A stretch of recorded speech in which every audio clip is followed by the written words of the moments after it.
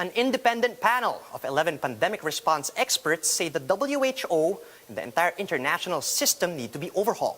The group says its long period of inaction has worsened the impact of the COVID-19 pandemic. The full story from Bloomberg Quick Take.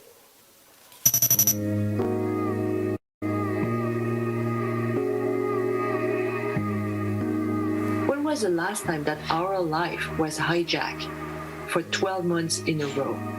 Couldn't travel, couldn't see our loved one, couldn't do the things we want to do, couldn't go to the restaurant. Do we want to go through that again? And if we don't want to go through that again collectively, then we need to implement the recommendation, the set of recommendations.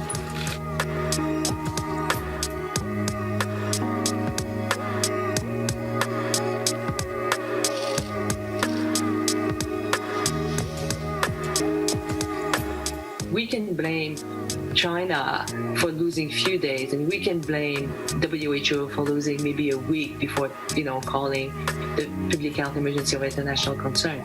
But basically, 90% of the country around the globe sat on their hands for like 4 to 6 weeks. The reality, it's on them. Fairly early on, it was pretty clear that most likely there was human-to-human transmission. And I'm, pretty convinced that this should have been communicated a few days earlier. And it is important because that was, for me, one of the wake-up trigger call or something big is going to happen. I don't think it hit everybody the same, but people who tackle epidemic knows that human-to-human transmission of a novel pathogens, you got to pay attention.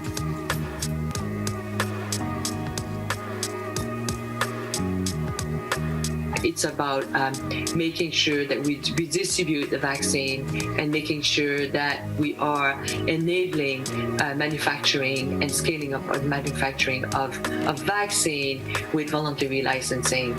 And if it doesn't happen, then we should think about waiver on intellectual property.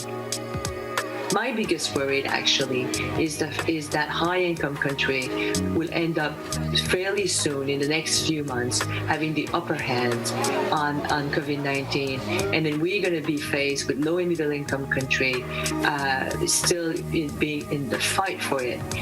And it's going to become the neglected pandemic in the low and middle income country. So it is important that we get the finish line together.